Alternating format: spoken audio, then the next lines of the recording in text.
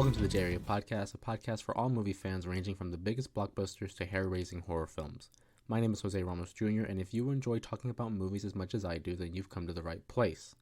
On today's episode, we will be doing something a little bit different. If you've been keeping up with the previous episodes, you would know that I'd revisit some of my favorite horror films leading up to Halloween. But since this is the 10th episode, I thought it would be fun to share my top 10 favorite films of all time. Each of these movies have a special place in my heart, and although I debated about ranking them because on some days the list may change order, I figured I'd give it a go for my definitive list. But before I jump into this list, be sure to subscribe to the YouTube channel, J Area Podcast, follow me on TikTok at JustJose_3, and join the J Area. Without going too much into detail, I'll just share some of my honorable mentions. For anyone that knows me, they would know why I have these films as my honorable mentions. Of course, I don't make the top 10 list, but they were really close in making them. First, as an honorable mention, I have A Nightmare on Elm Street Part 3, Dream Warriors. I think it's the definitive film for Freddy Krueger. I think the way they find a way to balance humor and horror in this movie is just perfect. If you ask me to show you one movie that defined the franchise of A Nightmare on Elm Street, this would be the film that I would show you. On top of that, it has a great soundtrack. And Freddy is at his all-time peak with his creativity, his laughs, and it's a fun movie to watch, especially during the Halloween season. Next, I have Spider-Man. Obviously, he's one of my favorite characters of all time. He's my favorite superhero of all time. And just seeing the evolution of what the film franchise would go through, beginning with this movie, is always just a fun trip down memory lane for myself. I've always been partial to the Tobey Maguire version of the character just because it's what I grew up on. And I feel like that's what a lot of my love for the movie stems from, is that nostalgia. And for that same reason, Avengers Endgame makes my honorable mention. Just to be able to see all these characters on the screen at one time with one another and seeing them interact in a battle, it's definitely something that I'll always remember, where I was and how I felt watching it on the screen for the first time.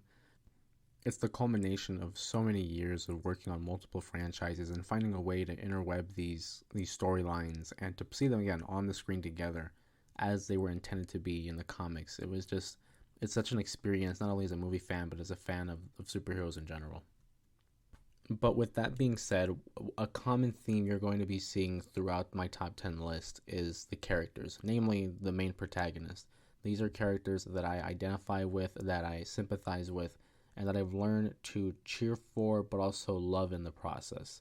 As well as these movies typically are very quotable, and they're things I revert to almost on a daily basis. And a lot of them have iconic theme songs, or their soundtracks have definitely maintained an influence on how I look at life. And beginning with that, at number 10, released in 1976, the very first Rocky film.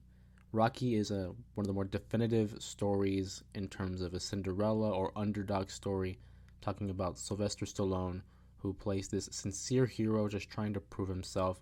He's an aspiring boxer, and he finally receives the opportunity of a lifetime by having a championship match with Apollo Creed. And he makes most of this opportunity, and he actually lasts throughout the fight and is ultimately defeated by a way of decision.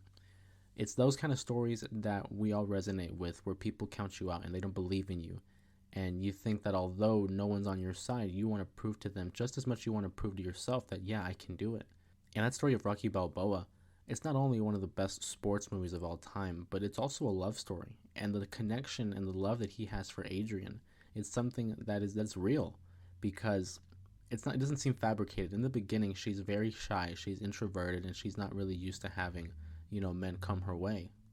But Rocky Balboa, very persistent, and he consistently tries to shower her with affection and emotion, and he begins to win her over throughout the course of this movie. And to see how their relationship evolves throughout the film franchise is one thing. But, just to stay with the movie itself, Rocky Balboa, I think, was ahead of its time because of its way to balance out drama, humor, and sports. And for me, it is one of my favorite, it probably is my favorite sports movie of all time. And it's especially one that got me into the sport of boxing, because prior to this, I wasn't really into boxing. But seeing the training, the preparation, the dedication that Rocky Balboa has to go into in order to prepare for this match with Apollo Creed, it only demonstrates that interest and that intrigue as to the sport itself. And it's because of this movie that I became such a fan of boxing. And like I said, with each of these films, you're going to be seeing certain superlatives where they are my favorite this or my favorite that. Well, this is my favorite Sylvester Stallone character, my favorite Sylvester Stallone movie.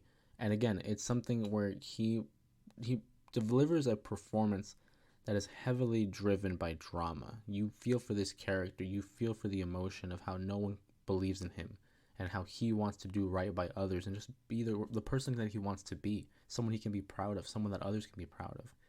And Rocky Balboa, again, one of my favorite characters of all time. And I certainly believe that it's one of those movies you have to watch at least once. Moving on to number 9, we have Forrest Gump, released in 1994. This is a movie that's always on TV. Doesn't matter the time of day, time of year. I always find this on TV playing. And whenever it plays, there's never a time that I don't put it on. It's a movie that I can put on at any point and still get a kick out of it and still be entertained and enjoy my time watching it. And that's another thing with these movies you're going to be seeing is a lot of them are comfort movies in a way that I can put them on at any point in my life and still enjoy them and still remember how I felt when I first watched them and kind of find new details in each movie that I might have missed in previous viewings. Some high points for this movie. I mean, Tom Hanks, he's at work. You know what I mean? He wins an Oscar for this film. Well-deserved Oscar because of his ability to portray a character that you just want to protect. You want to see him succeed. You want to see him live his life and be happy. And he's, infatuated with Jenny and he wants to be with her, but she's dealing with her own issues in her life. And so you never see them kind of reach their happy ending. They do eventually at the end have a son, Forrest Jr., but the trials and the tribulations that those two have to deal with throughout the courses of their lives certainly drive the story. It's a story of love. It's a story of evolution. And it's, again, another underdog story because Forrest Gump, who, upon first viewing, you don't think much of, but you see who he is as a person and you really dive into his heart and you realize just how genuine and how sincere he is as a person. And you just want to protect him and hope for the best things for him. Forrest Gump is one of my favorite movies just because you can see how Forrest influences different events in history, whether it's meeting the president on multiple occasions, whether it's the Watergate appearance at the hotel.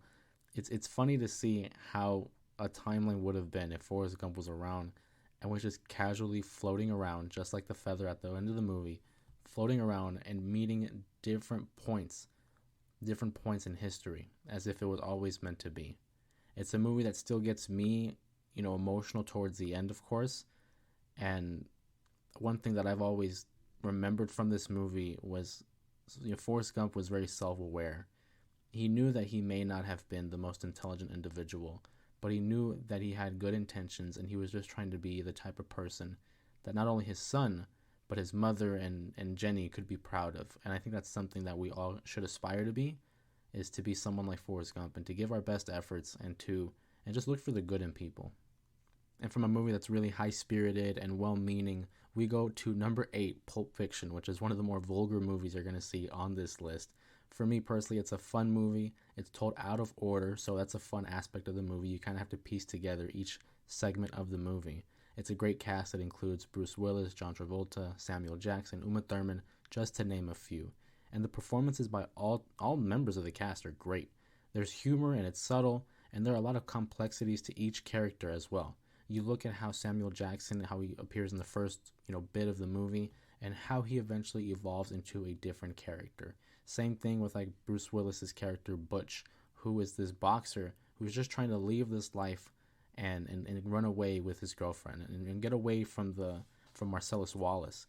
But for me personally, it's that idea of divine intervention, that there's a higher power, and what is our role in this life? That's the character arc that Samuel Jackson goes through. And to see that at the end of the day, if there is a plan for every one of us, what is my role in it? Do I have any control? Do I have any free will over what happens or doesn't happen in my life?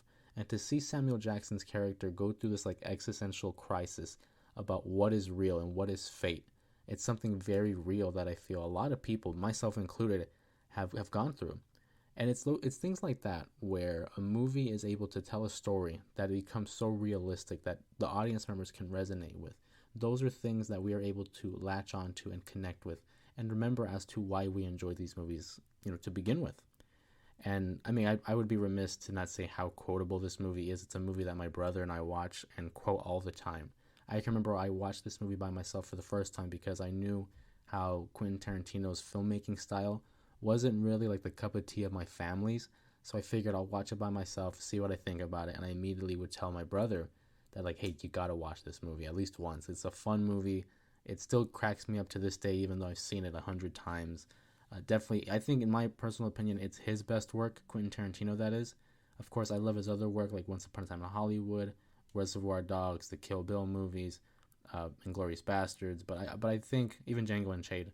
But I think Pulp Fiction is his definitive work. It's his masterpiece. I think it's his best movie, and I have so much fun watching this one as well.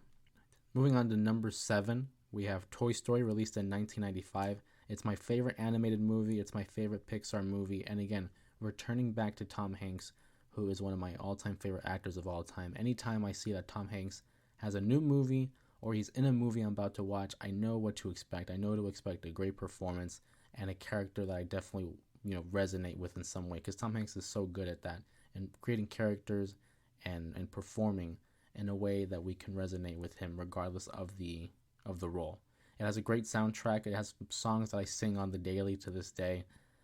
And there's a lot of nostalgia for me personally. As a kid growing up, we were always watching movies, and Toy Story or any of the Toy Story franchise was always on. I think it's a story that is very crucial to show a lot of kids growing up and as their minds are developing, because it is a movie about jealousy and envy and how that isn't healthy for one individual to succumb to.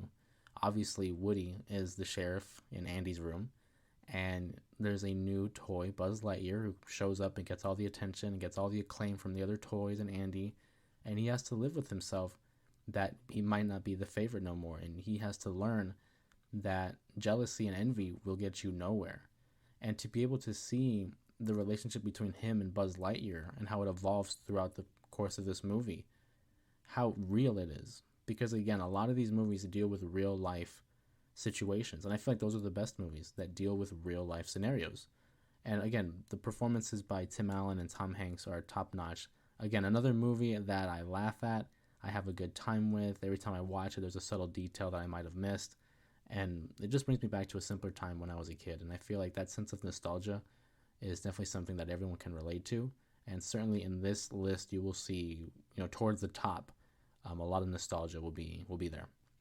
We have my favorite action movie of all time, a sequel to a classic original film. We have Terminator 2: Judgment Day, released in 1991. Again, like I said, my favorite action film, but it deals with one of my favorite genres in itself, and that's time travel. And the concept of time travel is so interesting, because to be able to pinpoint a certain time in life, or in your own life, or in events, is certainly something that I feel like we all kind of think about. And it's like, where would I go? If I could time travel, where would I go? What would I want to relive? Would I want to go to the future? Would I want to go to the past? The story that is told with Terminator 2 comes straight after the original, The Terminator, which I think, in my opinion, are two of James Cameron's best movies of all time. Now, for those who are Titanic fans and Aliens fans, that's your opinion, but mine is T2. I think it's the greatest action film of all time. To see the character evolution of Sarah Connor and how she goes from this innocent young woman in the first movie to someone that's so cool and so badass, and just a hard-driven hero in this movie. She's seen things. She knows that in the future, there's nothing guaranteed, and that we're all destined to fight in this ultimate war against artificial intelligence. So to see her develop this almost a sense of paranoia to those who don't know what's going on, it's very refreshing to see, especially too where we see a hero version of Arnold Schwarzenegger's Terminator, and how he is a protector of John Connor, which I think is an interesting take as well as John Connor, because we see him as a young teen. And in most instances, when our heroes are young teens or younger versions of what they will become, they kind of portray them as like these annoying know-it-all kids. And although he does at times perform as a know-it-all kid, there's something about this version of John Connor that I enjoy. And it's because he knows what his mom has been telling him for years about Skynet and about the Great War that is coming. And it's always been chalked up to, she's crazy. He doesn't believe it. She needs help. But now that he has a Terminator in his life, And now that he sees that time travel is feasible, he starts to realize she was right this whole time. It brings his relationship closer to his mother, and it only prepares him for what life will be like soon. And he has to change his mindset into that of a leader. And there's a quote in the movie that really resonates with the film itself. And if there's one takeaway from it, it's the quote by John Connor and Sarah Connor, where they say, "The future's not set. There's no fate but what we make for ourselves." And again, just a simple line that I really think encompasses the entire story of the Terminator franchise, the John Connor story, in that although we know what is to come, nothing is set. What we do now influences what will happen in the future. And again, that goes back to the idea of divine intervention and free will, that no matter what happens, even though there might be this great plan that is in place, there are bits and pieces of our actions and what we do in our lives that will carry out in a ripple effect in the overall scheme of that plan. And I think that this film, at the core of it, is a great film not only for family, because of that dynamic between John Connor and Sarah Connor, and how John Connor almost looks at the Terminator as a father figure because he didn't have one growing up, because Kyle Reese obviously was from the future. Not only is it much of a story on family, but it is a story on one's destiny and what you're willing to do with your own life and the potential that you have or that others may see in you. What are you going to do with it, and how are you going to contribute to overall life in itself? And now we go from a time travel movie that was very heavy in the sense of drama and free will into a movie of time travel that is just fun. And it's Back to the Future, 1985, ranking in as my number 5 favorite movie of all time. This is a personal family favorite film of ours. It's something that we always can watch, and it's just the idea of being able to go back in time and to see how life was at some point, and namely how it was to see parents grow up. Because one thing as children that we don't realize early on in our lives, that is that at one point our parents were in a similar stance of what we are at the same time. And that idea of being able to go back and to see how one's parents met and how their relationship began and everything that they had to deal with and who they were, as young people before they became the adults that they would become the rest of their lives.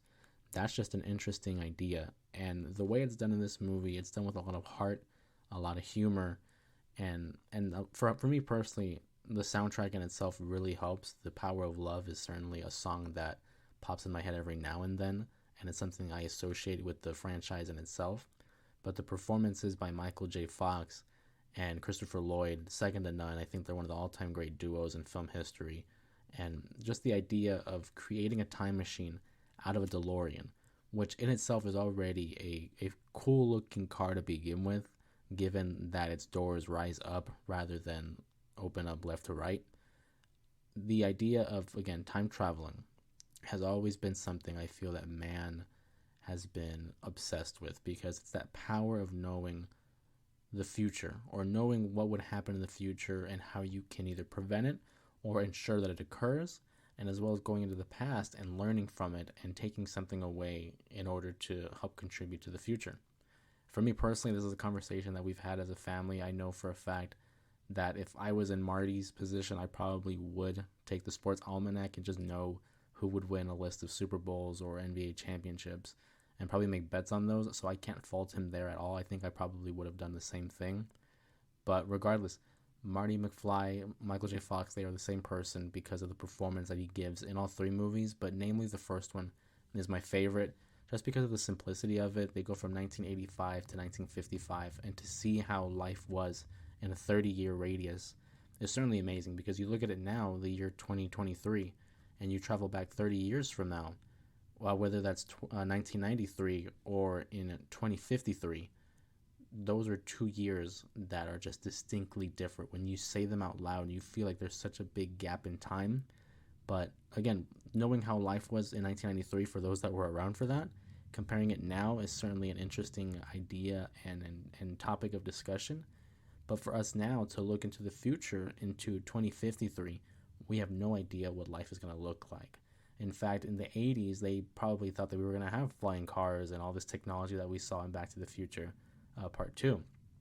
So, again, just overall a fun movie, and to see the interactions between Marty and his father, George, or how he sees Biff as this ultimate bully to his dad growing up, and then as an adult, seeing why Biff is the way he is in the Boss version, of course, because at the end of the film, everything is changed as a result of him time traveling. Again, just a simple story about going back in time and seeing how one's family began is just very interesting, and it's a fun movie. It's a funny movie. I highly recommend it to those who haven't seen it, like my sister who refuses to watch it. We've now reached number 4, Scream, released in 1996. Now, for those that have seen the previous episode of the J-Area podcast where I revisit Scream, you would know that it's my favorite slasher film of all time, and its take on the meta horror, and what we know from the genre in itself is really what attracts me to this movie in itself. Aside with that, it's funny, it's suspenseful, it finds a way to balance both of them. I think Wes Craven is one of the all-time great horror directors, all-time great directors in general, and he's able to establish and create characters that I and audience members resonate with and are able to sympathize with. I've always been a fan of Sidney Prescott. I think she's one of the ultimate final girls, and I think in terms of horror, you can't get any better than her. The only one I can think of as an exception is like Laurie Strode in terms of the final girl, but Neve Campbell's performance, definitely something that I think is worth watching in itself, and the way she's able to use her facial expressions and her body language to gain sympathy from the audience, especially knowing what that character goes through throughout the course of that franchise. Aside from her, I think Billy Loomis, played by Skeet Ulrich, and Stu Macher, played by Matthew Lillard, definitely give one of the more entertaining performances as the main antagonist of the films. I'm a sucker for Matthew Lillard, especially as his time in Scream and the Scooby-Doo franchise. And another character that I really resonate with, if I had to pinpoint one character that I connected with on all levels, it was Jamie Kennedy's Randy Meeks. Not only that, because he's a film nerd, he's a big movie buff, but just his humor and his personality, he's definitely one of those that I kind of gravitated towards into this movie. And I love what they do with him in this film. Not a big fan of what they do with him in the sequel, for those that know and they've seen Scream 2. But Jamie Kennedy doesn't get enough, credit for what he's done in that movie. And again, one of those movies one of those performances that he steals the show in every scene that he's in. And I would be remiss not to mention, Courtney Cox and David Arquette as Gail Weathers and Dewey. Just the heart of the franchise. All three of them, being Sidney, Gail, and Dewey. But there's something about Dewey and how everyone knows he might be as dim-witted as it comes, but he has a good heart. And it goes back to those characters of like Rocky Balboa and Forrest Gump, who they might not be the most intelligent of characters there are, but it's just they're so well-mannered and they mean to do good and they want to do right by others and contribute and be a helpful hero for other people, then you can't help but root for them. And I've learned to love the character of Dewey. I've always been a fan, but the more I watch these movies and you see the little details of how he is with certain people and how he treats other people, you just learn to fall in love with the character. And I'm a big fan of David Arquette because of his performance in Scream, but also because of how much of a professional wrestling fan he is. And for those that know how much of a pro wrestling fan I am, there's another sense of connection with that character. Of course, Scream, as I mentioned, is my favorite slasher movie of all time, and it had to get ranked on this list pretty high. But now diving into the top 3. These top 3 movies all have one thing in common, and it's the genre of film. I'll go ahead and say it right now, all 3 are superhero films. And for anybody that knows me, obviously knows that that's a high point in terms of movies for me and being able to resonate with a character. But at number 3, released in 2004, I have Spider-Man 2. For me, it is the definitive Spider-Man story, and the portrayal of the character by Tobey Maguire is excellent. It's one of those movies, like I mentioned, where if I only had one to show you about the character, this would be the one. Because how Sam Raimi, the director, and Tobey Maguire are able to bring this character to life and introduce the notion of balance in life. He has to find a way to balance work, Spider-Man, his personal relationships with either MJ or Aunt May, his friendship with Harry. Having to balance it all in life is something that is definitely, what I deal with in real life as well. Because you have so many commitments and so many things that you have to focus on. You have to find that perfect balance. And another major theme within the film is being able to have a choice and still choosing to do the right thing. That sense of responsibility of having great power and having to carry out what you need to do as a hero. The themes that are told in this movie are what Spider-Man is made of. This is the definitive Spider-Man story. It has heart, it has humor. The characters between J. Jonah Jameson and his other members of the Daily Bugle, those scenes are always just funny and they get me going. But one standout scene that I will never get tired of raving about is the scene where Otto Octavius, Doc Ock, first is in the hospital. He's in like an OR, an operating room, or an emergency room, whichever one. And the doctors are attempting to remove his mechanical arms. But the scene that Sam Raimi builds as a horror director, because he did do Evil Dead, for those that, again, watched the previous episode, they know how big of a fan of Sam Raimi I am. And what he's able to present is this horrifying scene that has no business being in a superhero movie, of how he comes to life, how his mechanical arms come to life, and they torment and they attack the hospital staff. It's so well done in terms of its shooting style, the editing, the acting. It can be campy at sometimes, but it works for me, and I know it works for a lot of people out there that do enjoy Sam Raimi's work. And it's one of the all-time great scenes that doesn't even feature the main hero. It doesn't even feature Spider-Man. But that scene in the hospital with the mechanical arms is second to none. The level of suspense and terror that is built upon only helps elevate the villain of Doc Ock. And that small, 3 minutes, it feels like, in those small 3 minutes, we were able to elevate this character into such a threat to Spider-Man. Unlike what he had to deal with Green Goblin in the first film, because he was much more of a cerebral approach. Doc Ock is not only smart, but he has that physicality, he has that strength, and he has those extra 4 arms that will help him fight Spider-Man. And in that one scene, it's able to elevate him to, again, another level of threat. And Spider-Man 2, it stands the test of time. And if you look at the filming and the camera work compared to its predecessor, it really stands to this day, I think, as one of the best superhero movies of all time. But it's number 3 on my list, because at number 2, I have Christopher Nolan's The Dark Knight, released in 2008. Just as I mentioned with Spider-Man 2, how that's a definitive Spider-Man movie, Christopher Nolan's The Dark Knight, for the longest time, was my definitive Batman story. Until now, I think the Batman with Matt Reeves and Robert Pattinson, that's definitely up there as well. But just overall as a movie, The Dark Knight, and and the realistic take that Christopher Nolan, has on Batman, is something that is well done. It's well crafted. It feels like a real city. Gotham City feels like a real environment. And although it represents much more of like the Chicago area in the movie, it's still something that you could believe is real. And it has a stellar cast, members of Christian Bale, Michael Caine, Cillian Murphy, Heath Ledger, Eckhart, Maggie Gyllenhaal, Morgan Freeman. The list goes on. It has a stellar cast, and each of them have their own purpose in the story. They deliver performances that are memorable and vital to the plot, namely Heath Ledger. And I think that's a main reason why I have this movie so high on my list, because as a teen growing up, Heath Ledger's performance as the Joker just was mesmerizing. He wasn't on the screen for too long, but when he was on the screen, he was able to capture the imagination and capture the attention of all audience members. He was menacing in a different sense. He might not have been a big hulking figure, but you can see in his eyes and you can hear in his voice just how much of a chaotic character that he would become in this movie.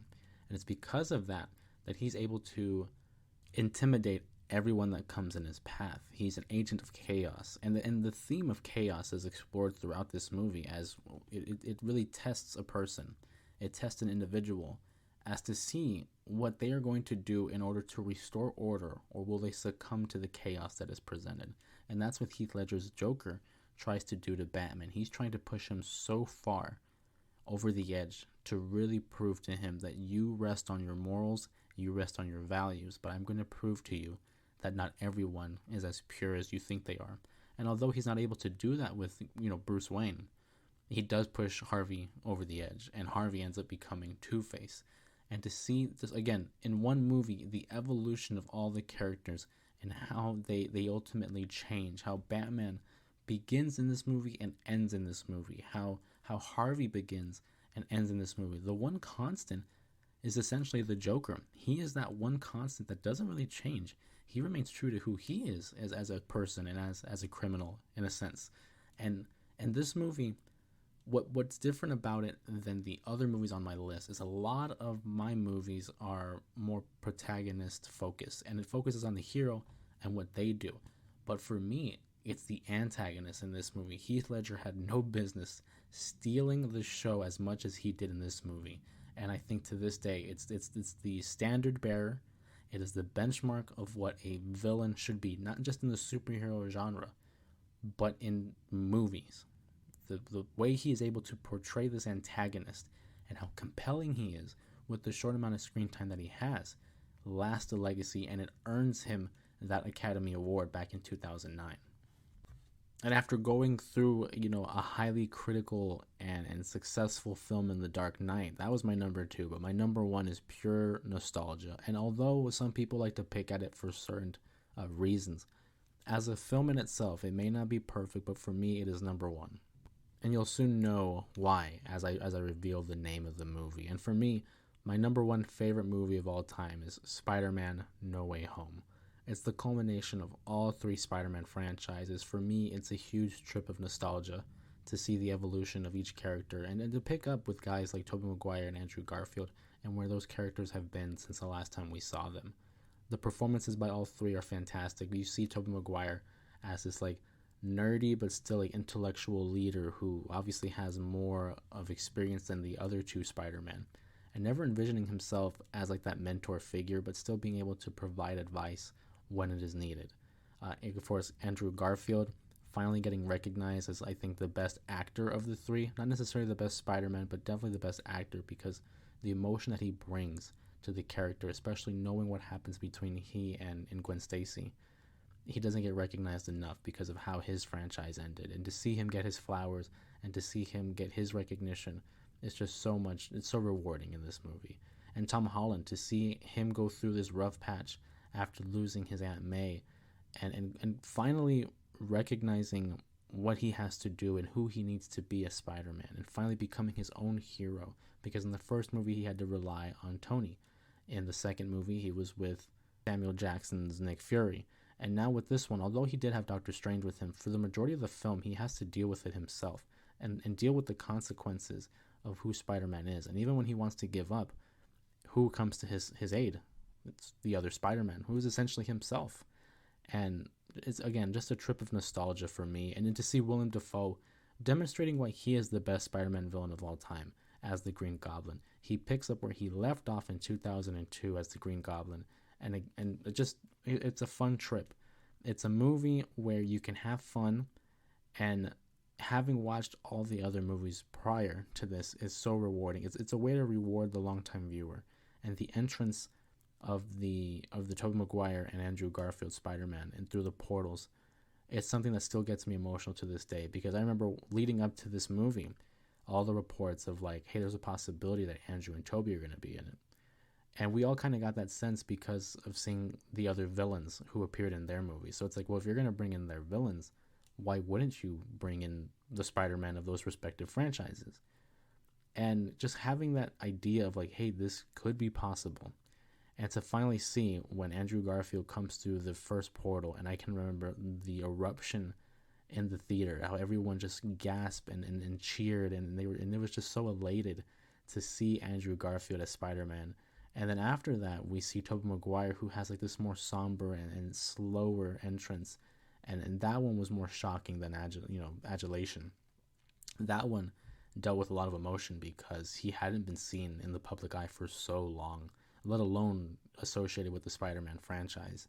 And to see those 3 together in the final battle, it was just a trip. It was something I can recall in the animated series from the 90s, how there was an episode where it was the Clone Wars, and he battles with different variations of himself. And it brought me back to that.